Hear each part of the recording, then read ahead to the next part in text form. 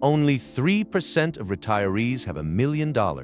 That stat is wrong 3 different ways, and by the end, you'll know exactly where you actually stand. Here's the trick. Nobody flags. The word million doesn't measure one thing. It measures 3: retirement accounts, investable money, and net worth with the house counted in. 3 different rulers, 3 different answers. The viral videos blend them into one scary number, and that's why the math never matches your life.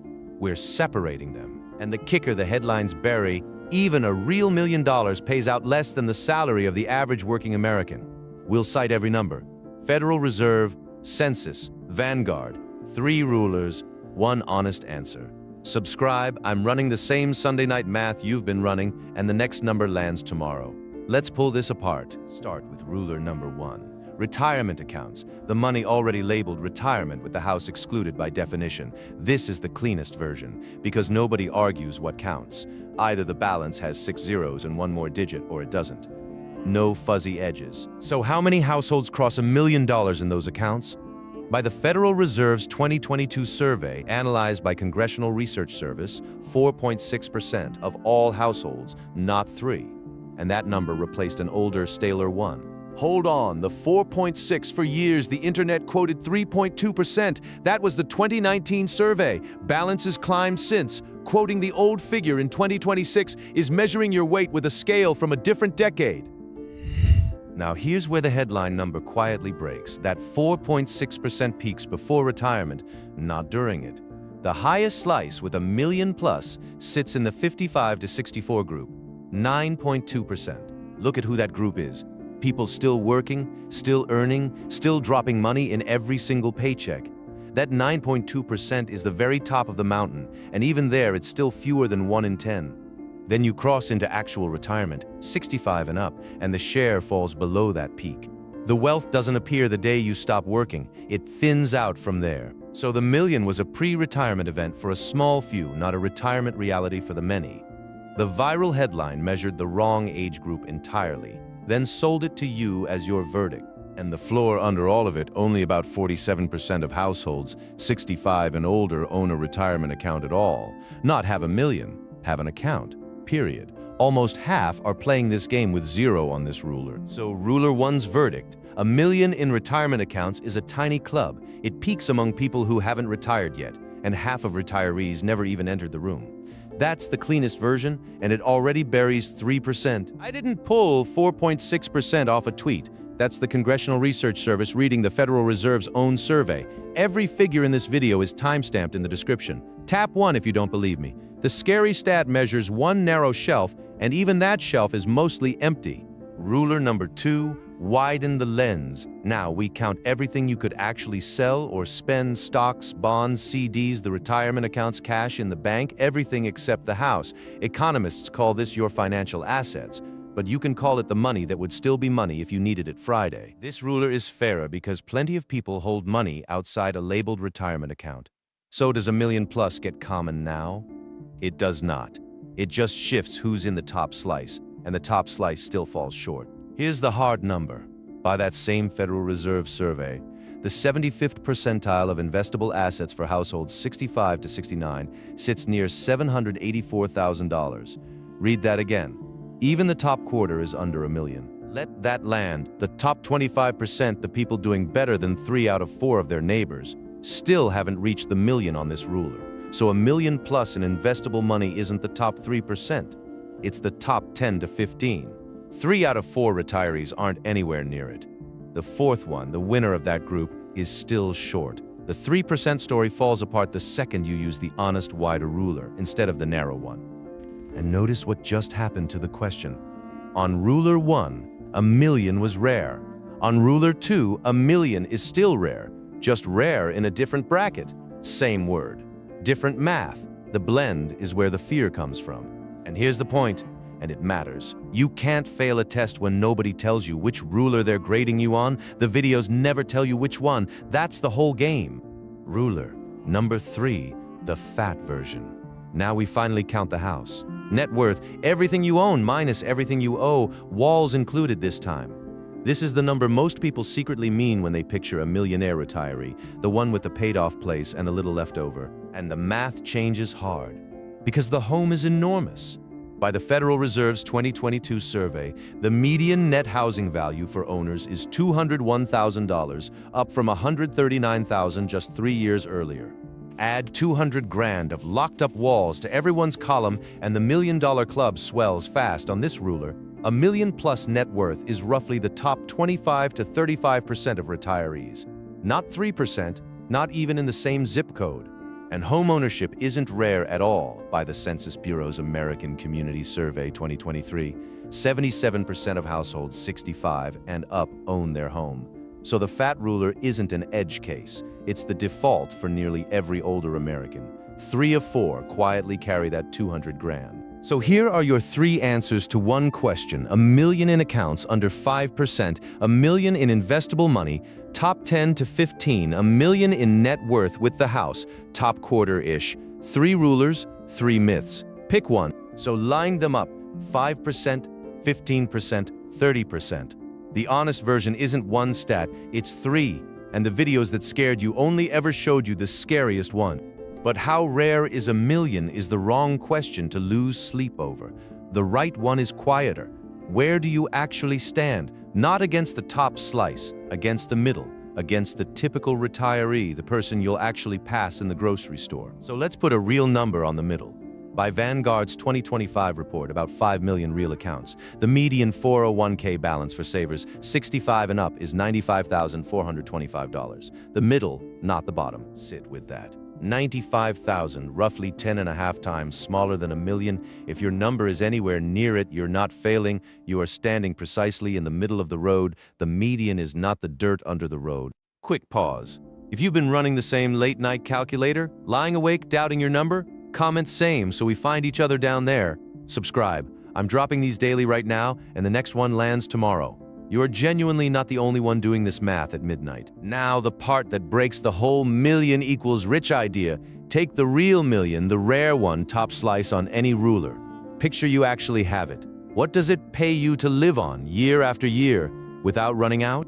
The rule of thumb people quote is 4%, so $1 million pays $40,000 a year, but that rate isn't a law of nature. By Morningstar's 2026 research, the safe starting rate is 3.9%, about $39,000 a year. And that rate has wandered 4.0 in 2023, 3.7 in 2024, 3.3 back in 2021. It moves with interest rates and how long you need the money to last.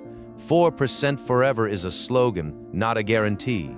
But take the friendly number, $40,000 a year off a full $1 million, now compared to a working paycheck.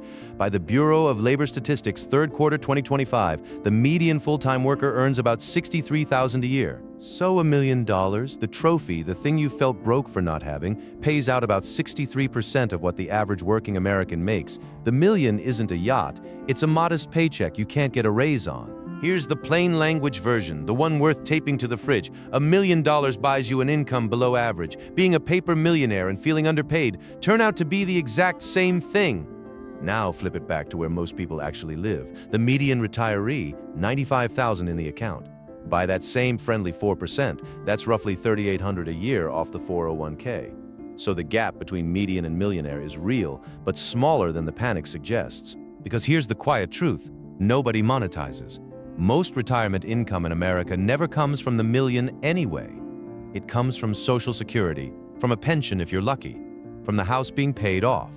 The account is the topping, not the meal. Which brings us to the biggest blind spot in this whole conversation, the 2 words in the title that quietly change everything: excluding their home.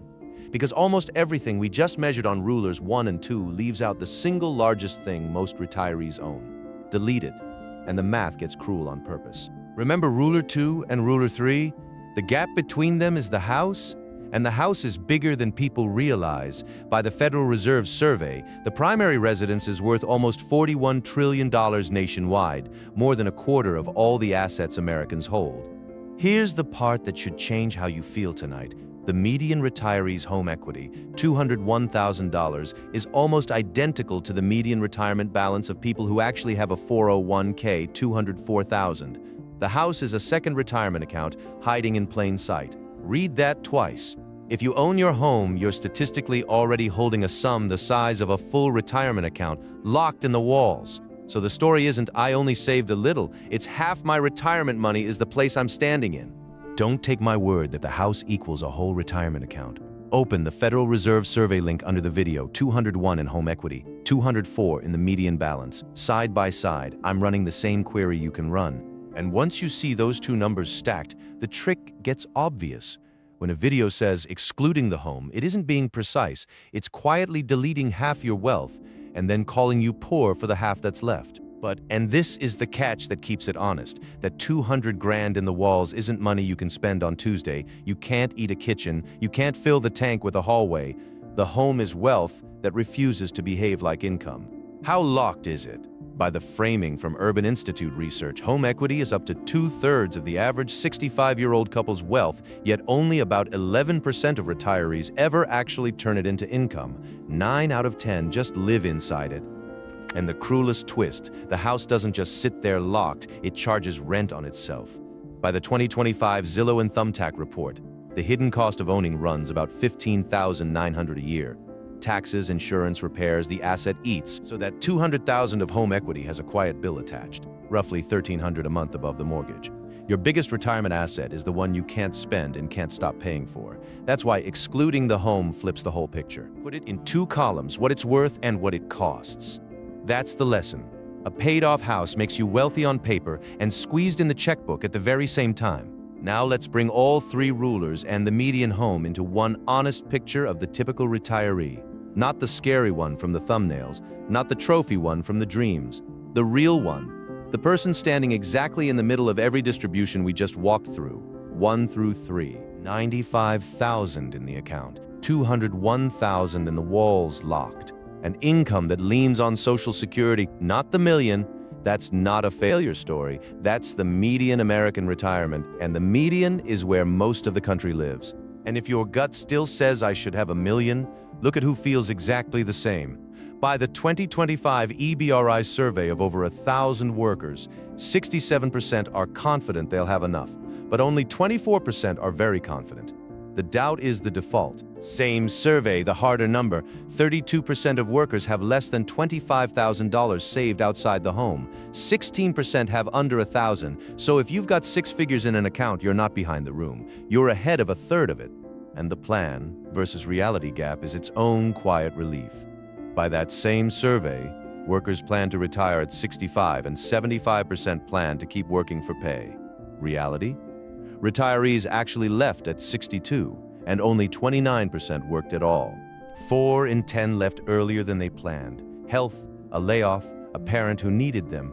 Almost nobody's retirement plan survives first contact with the calendar. So if your timeline already slipped, you didn't fail.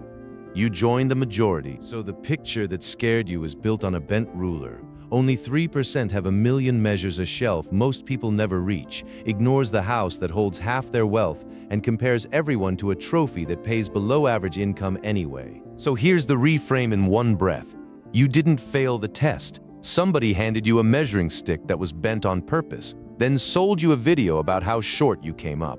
If this put a number to the thing you've been feeling like it, and drop your real number below. Subscribe, I'm running the next one tomorrow, and the topics come from these comments. You doing the same math is the whole point. So here's what to actually do tonight. On 3 lines of paper, the same Sunday night math, but pointed the right way. Line 1, write your account balance and circle the median, 95,000 beside it. That's your honest yardstick, not the million, the middle of the road you're already standing on. Line 2, write your home equity, then write the word locked next to it, and the number 16,000, what it costs you a year to own. You're wealthier than the videos say, and squeezed in a way they never mention. Both are true. Line 3, stop measuring your retirement against a trophy that pays 63% of a paycheck. Measure it against the life it has to fund. The million was never the finish line. It was a slogan with a bent ruler attached. 3 rulers gave 3 answers, and not one of them was the number that made you feel broke. You're not short of $1 million. You're standing in the middle of a country that mostly isn't either. Math doesn't negotiate. Don't try.